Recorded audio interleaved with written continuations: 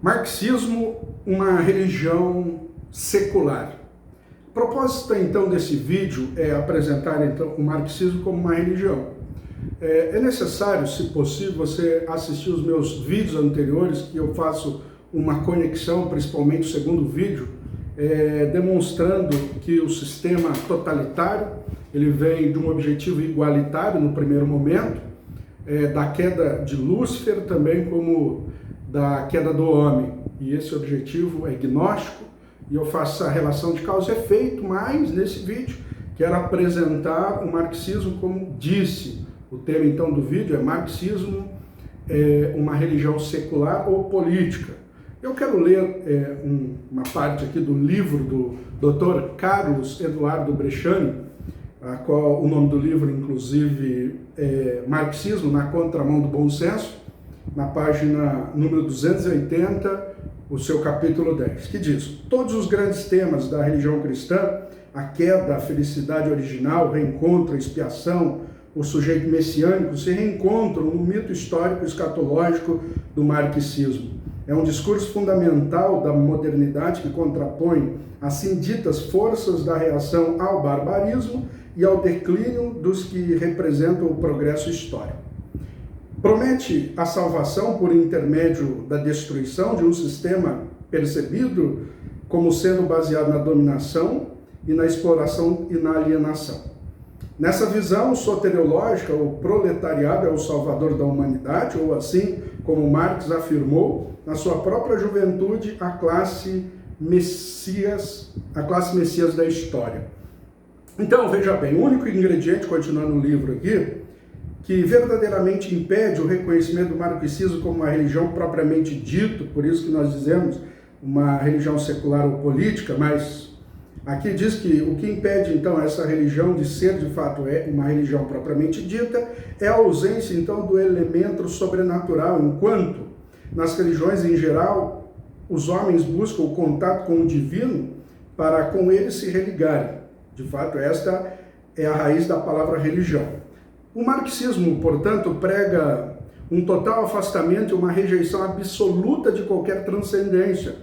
Não há qualquer espaço para a entidade abstrata que seria responsável pelo desenvolvimento do mundo e da história. E assim é uma metafísica alternativa. Embora não seja uma religião no sentido específico do termo, o marxismo pode ser, sim, entendido como uma religião política secular em cujo credo o proletariado é a classe messiânica incumbida de promover a salvação da humanidade, e o operário é a representação da virtude, o ser humano ideal, justo, honesto, desprovido de qualquer raiz de maldade, a personificação da bondade e a integridade. Em contrapartida, a burguesia é o mal, seus integrantes são homens guiados pelo desejo de reunir o capital, egoístas, maldosos, em uso próprio dessa essência, responsáveis pela entrada da barbárie no mundo, e o paraíso é a vida sem, então, a propriedade privada, com o resultado da produção sendo livremente dividido entre as pessoas. Esse livro é muito interessante. Se você, até vou deixar o link para adquirir, né, se você quiser aprofundar nesse assunto. Portanto, esse vídeo não faremos um aprofundamento nos detalhes, portanto, simplesmente mostrando que, de fato, o marxismo é uma religião secular. Mas, primeiro, você que está tendo pela primeira vez o contato com o ideário comunista, socialista ou marxista, sempre quando eu citar os termos, são intercambiáveis, né? São, de fato, a mesma coisa da sua estrutura. Mas devemos entender um ponto da história, a qual um filósofo chamado Hegel, ele desenvolve um método chamado dialético, né? O materialismo, na realidade, a dialética histórica, né? Então, primeiro você tem que entender o que significa dialética. Dialética seria, em termos comuns, um diálogo desenvolvido por Sócrates, também Platão, né? A qual duas ou mais pessoas com pontos de vista diferentes, divergentes, estabelecem um diálogo, né? E esses pontos de vista diferentes vão alcançar uma verdade no seu conflito, por meio, então, de argumentos, né, premissas contraditórias, chamado tese e antítese, e estas contraposições formam um outro resultado verdadeiro chamado síntese, que é um resultado verdadeiro. Então, na filosofia, eles dizem que a dialética é simplesmente um diálogo, um debate entre duas ou mais pessoas, como eu havia dito. Portanto, Hegel apropriou desse método para desenvolver, então, o seu raciocínio para entender a realidade. Para ele, então, a premissa, que é a tese, né, que é o argumento, já em si é incorporado da sua contradição, que é a antítese, tá? Decore aí. Tese, antítese e síntese. Então, como que Hegel entende esse método dialético? Então, ele diz que toda premissa, que é a tese, que é o argumento, já traz o seu contra-argumento, a sua contradição que já vem incorporado, com o modo de assegurar a sua própria evolução. Então haverá um conflito disso, e esse conflito vai gerar uma síntese, que é uma verdade, que é a sua contradição. É afirmação, negação e negação da negação. Depois, então, depois de entrar em conflito, esses dois opostos geraria uma conclusão nova e aperfeiçoada. Todas as premissas, então, carrega na sua imanência, isto é, carrega no seu sentido interno esta contradição, que em um movimento conflituoso trazem um resultado melhor, chamado por alguns do princípio da contradição. Então, ao recorrer ao desenvolvimento histórico de Hegel, né, a qual Hegel pega aquilo que eu disse da filosofia e diz que isso é uma história que está acontecendo. A história está entrando em convulsão com ela mesma, trazendo modalidades melhores, uma evolução verdadeira, né? Uma síntese melhor da humanidade. Então, ao recorrer ao desenvolvimento histórico, Hegel se valeu, então, de um espírito absoluto, que ele não define o que é esse espírito, seria um demiurgo, né? Do gnosticismo, um deus, né? Esse espírito absoluto, ele seria a tese, a qual ele incorporaria em sua essência eventos negativos, que seria a antítese, para gerar a evolução. Então esse espírito, para não se perder na história, ele geraria um conflito com ele mesmo, e esse conflito geraria a evolução dele mesmo, segundo Hegel. Vamos lá. E aí, essa é a dialética histórica de Hegel. Tese, que seria esse espírito absoluto, ele gera um conflito, que é a criação do ser humano, antítese, e esse conflito geraria uma síntese, né, um novo ideário para a sociedade, um sistema evolutivo, né?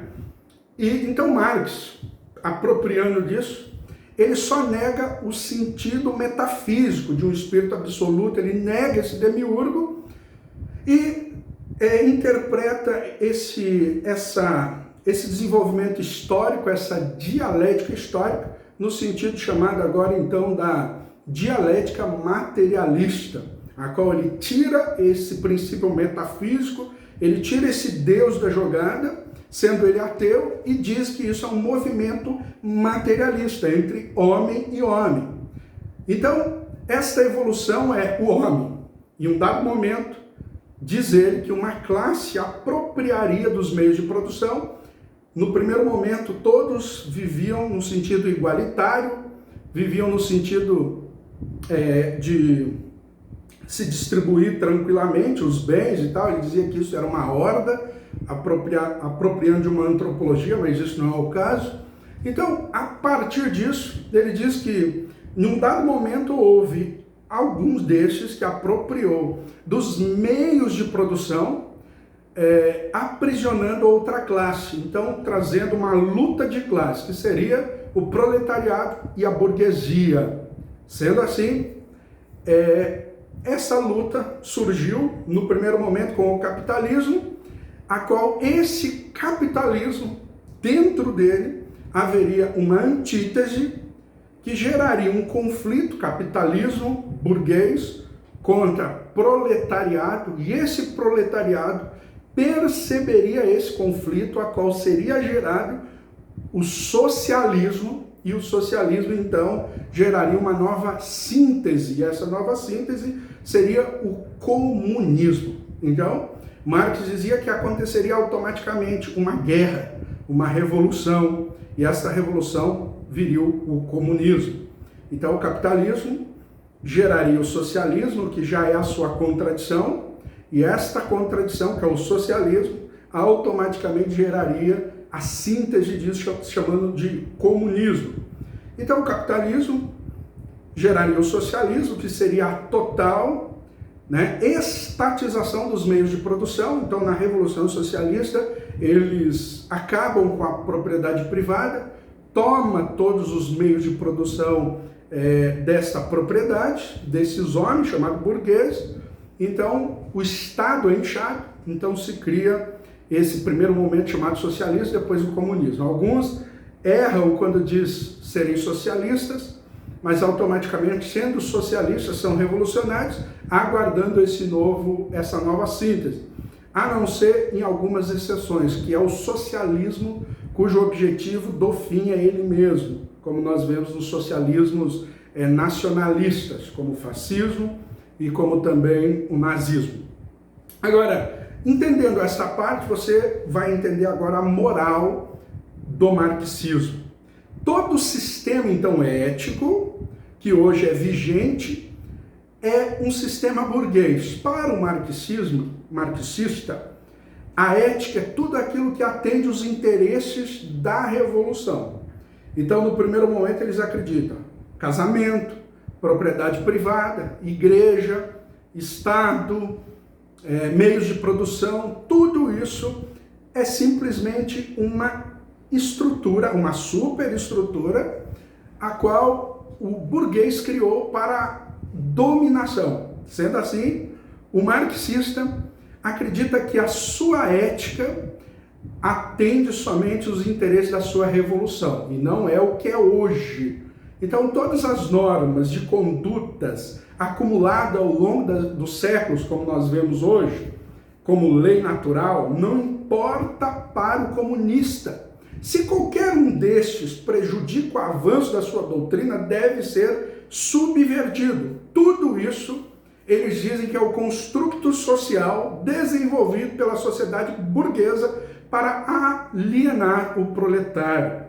Então, eles não vê isto como moral. Eles são, então, no princípio, amoral. A moralidade deles está em algo futuro, Por enquanto, vale-se de tudo para trazer esta revolução através desse conflito, dessa convulsão, e dessa convulsão, então, gerará um Estado a qual eles acreditam ser o comunismo. Então, o objetivo do socialista é subverter, por meio da força, essa sociedade. E não seria o socialismo algo que diz, vamos contribuir com a sociedade? Vamos aperfeiçoar a sociedade? Ou vamos melhorar a sociedade? Não, vamos destruir, baseado na dialética deles lá, dialética materialista, vamos destruir para gerar a revolução dela e chegar em um mundo paradisíaco, um mundo milenar, um mundo escatológico, um mundo de paz vai reinar, mas esta paz só chega a ela através desses mecanismos revolucionários. Portanto, isto foi tentado colocar na história, isso já temos dados históricos acerca disso, não é uma teoria da conspiração, e sim uma constatação, seja na literatura deles, como também na história. Então, o mundo assistiu diversas revoluções socialistas, o furor das ditaduras do proletariado, entre aspas, que nunca foi um proletariado que promoveu essas revoluções. Mas essas revoluções promoveu a execução em massa na União Soviética, na Rússia, através de Lenin, em 1917, somando-se a totalidade de mais de 20 milhões de mortos. E depois na China, com Mao Tse-tung, gerando também um genocídio de mais de 70 milhões de mortos. Só para você ter ideia, o Holodomor, que foi o Stalin na Ucrânia, deixando pessoas passarem fome então gerou um genocídio chamado Holodomor de aproximadamente 6 milhões de pessoas. Como também nós vemos no Vietnã, mais de 1 milhão, Camboja, 2 milhões, sendo que a população do Camboja havia na época 7 milhões de pessoas, isto é, matando, destruindo cerca de 20% da sua população.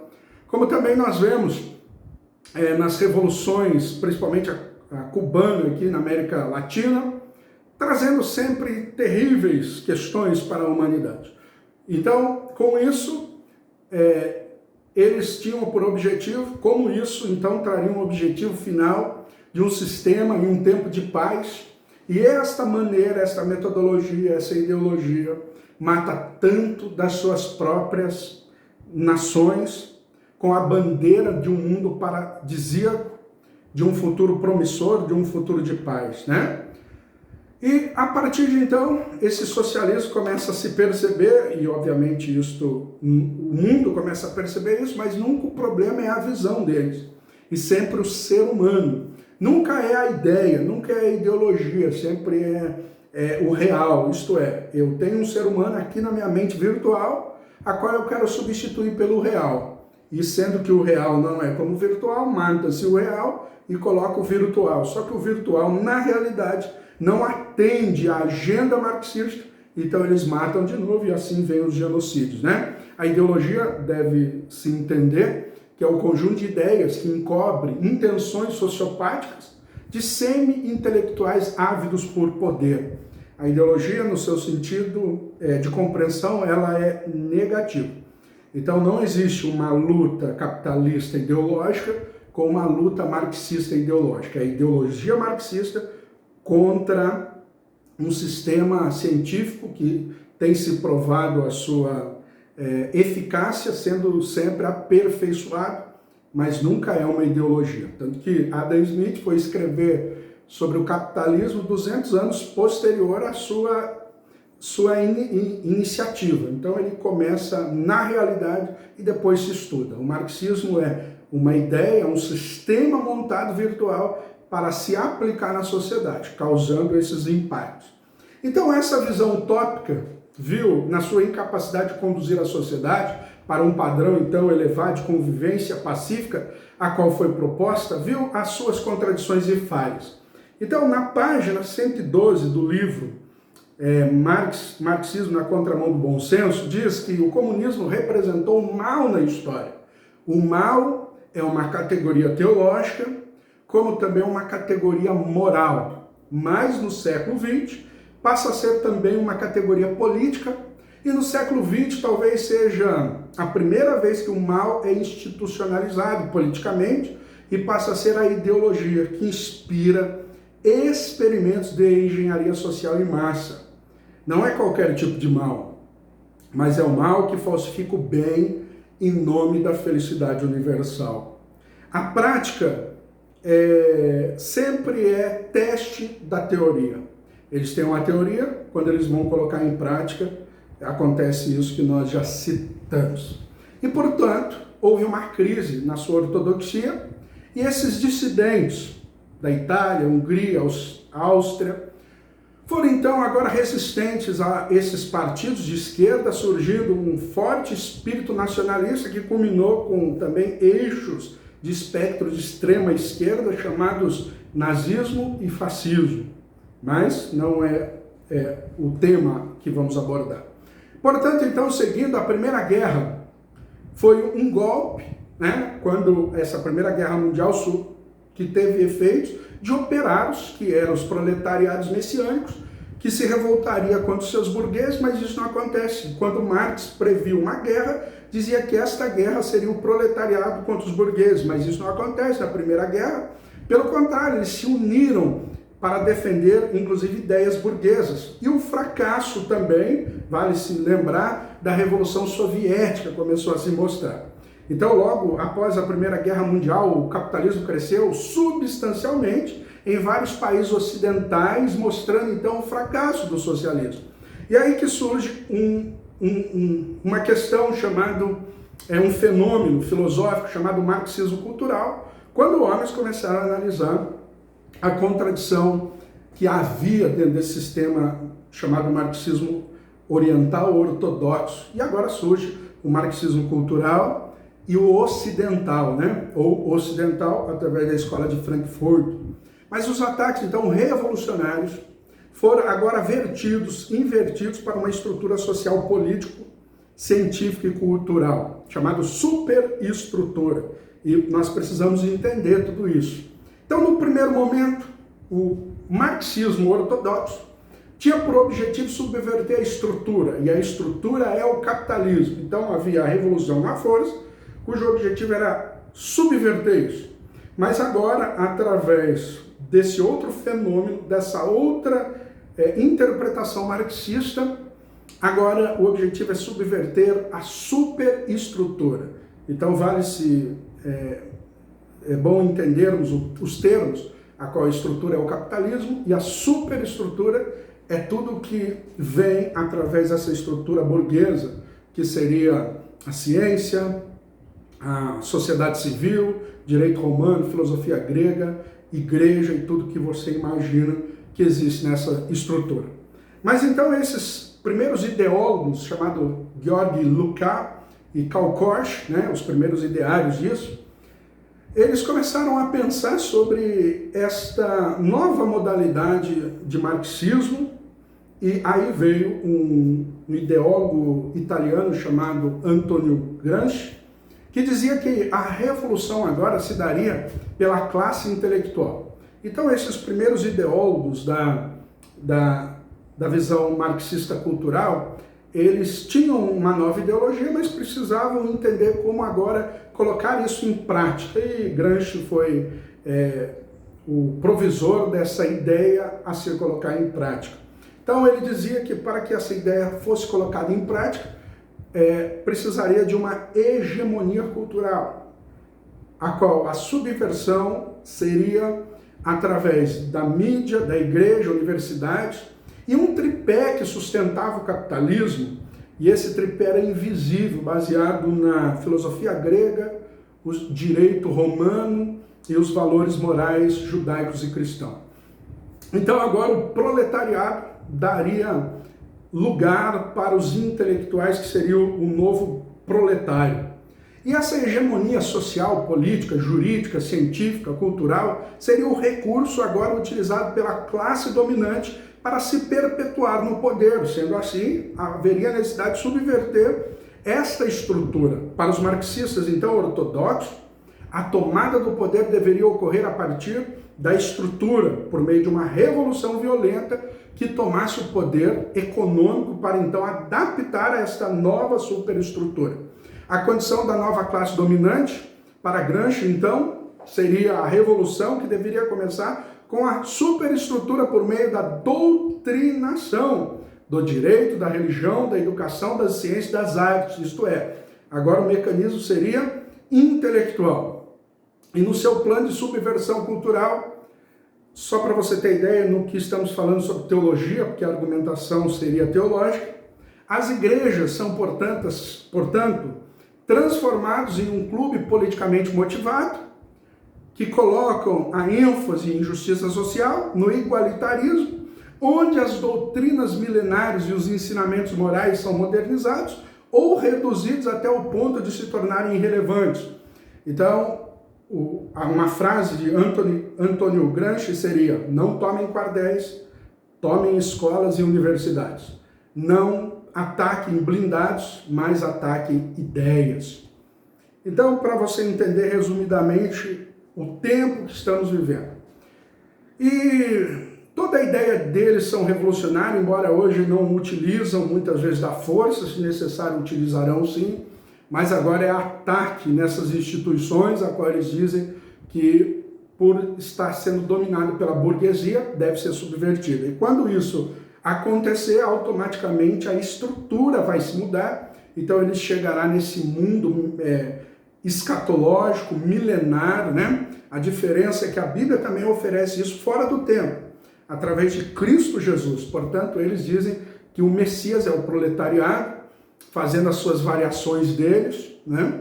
A qual um dia eles chegarão a isso, mas no tempo. Então eles querem fazer isso no tempo, a escatologia cristã diz que será fora do tempo e não será pelo homem, mas sim por um agente exterior, a qual é o Senhor Jesus Cristo.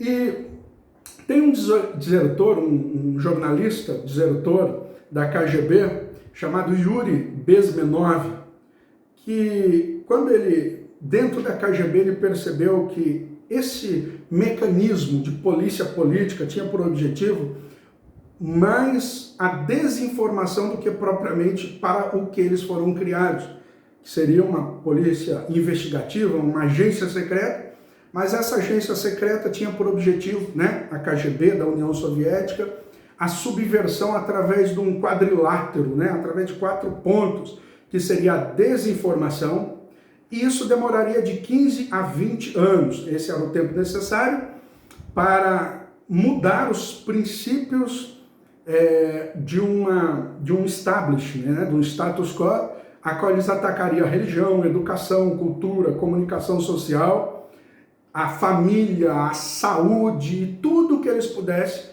eles iam desmoralizar. Depois dessa fase, que já disse duraria de 15 a 20 anos, eles atacariam agora na desestabilização, que duraria de 2 a 5 anos. E nessa desestabilização, eles trabalhariam pela luta do poder econômico, trabalhando, modificando a estrutura social, política e etc. E depois esse terceiro passo seria instaurar uma crise, que levaria de 2 a 5 meses. E nesse momento de crise, de desordem, geraria por eles, pela desinformação deles, o pânico, o radicalismo, eles apresentariam uma solução para a sociedade através de um governo forte e de uma alternativa revolucionária. E depois a terceira fase, como eu disse, crise, entraria para a 4ª fase, que é a normalização. Em teoria, esta fase seria a escatologia pregada por Marx, que traria um momento de paz. E nesse momento a nova ordem é imposta, os agentes agora do marxismo começam a atuar, tomam o poder até subverter e chegar ao comunismo. Então isso está na KGB, tem documentos que comprovam isso está na literatura deles. Se alguém vai dizer, não, isso é teoria da conspiração. Nós olhamos para a literatura deles, como também nós olhamos para o que está acontecendo hoje. E nós já podemos dizer que isso não é uma teoria da conspiração, mas é constatação de fatos. A verdade, no sentido filosófico, é a conexão do que eu penso e da realidade, do sujeito quanto objeto. Se há uma equiparação, há uma conexão real, então quando eu olho para a realidade, quando eu olho para a literatura deles, eu percebo que isso, de fato, é uma constatação que o plano deles estão sendo cada vez mais massificado na sociedade. E tem algo que diz, era Karl Marx um satanista? De um autor chamado Richard Rembrandt, que dizia, a estranha confissão feita por Marx em um poema intitulado O Violinista, mais tarde declamado tanto por ele como pelos seus seguidores. E ele diz assim, abre aspas, assim eu perdi o direito do céu, sei disso perfeitamente, minha alma, outrora fiel a Deus, está destinada ao inferno. Os vapores infernais elevam-se e enchem o cérebro, até que eu enlouqueça e o meu coração seja totalmente mudado. Vê esta espada, o príncipe das trevas me vendeu, ele vendeu para mim. Desejo vingar-me daquele que governa lá de cima. Fecha aspas. Então, segundo esse poema, intitulado Violinista, Marx estava dizendo que outrora o seu coração, amante de Deus, agora deseja subverter o trono de Deus. Me parece isso o que eu disse no segundo vídeo sobre o diabo tentando entronizar o seu trono, como também o ser humano tentando ser Deus.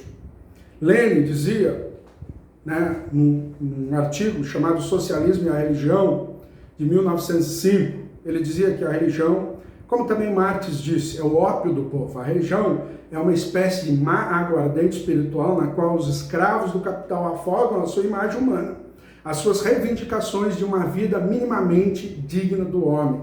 O nosso programa, então, dizia ele, assenta todo numa concepção de um mundo científico, a saber, a concepção do mundo materialista.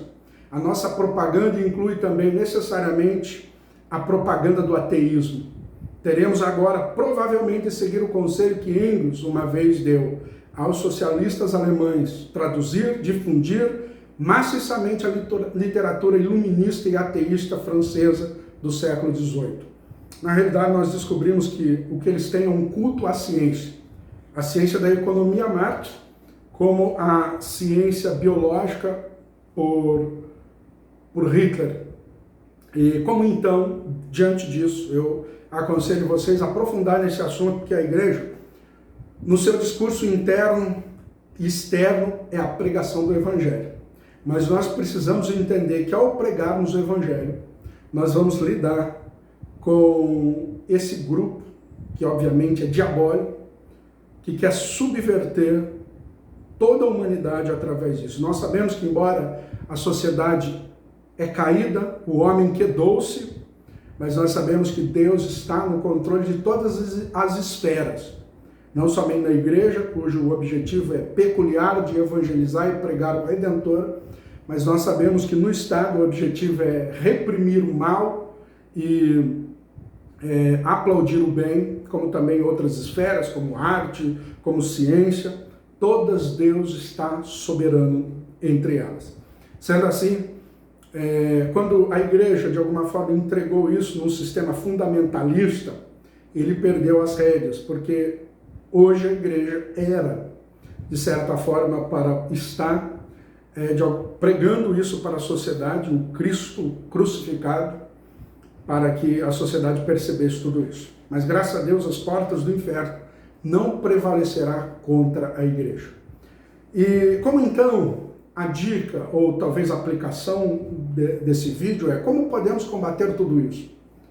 Será que devemos criar uma força contra-revolucionária ou reacionária ou reformada sobre tudo isso? Como que é a estratégia que eu oriento vocês à luz da teologia? Como podemos combater tudo isso? Esta é a pergunta. E a resposta é: não podemos. Não podemos combater isso. Só Cristo pode. Vale a grande pregação de Pedro, quando, pregando sobre Cristo, o Redentor, as pessoas em Atos 2,38 disseram: como podemos fazer para também ter esta vida? Então Pedro disse: arrependei-vos e cada um de vós seja batizado em nome de Cristo Jesus para o perdão dos pecados e recebereis o dom do Espírito Santo. Só Cristo pode fazer isso. Então que preguemos como igreja a Ele e anunciemos o quanto Ele é poderoso para, de alguma forma, subverter todo esse establishment e trazer de fora do tempo, no tempo, o seu reino vindouro. Maranata, ora vem, Senhor Jesus.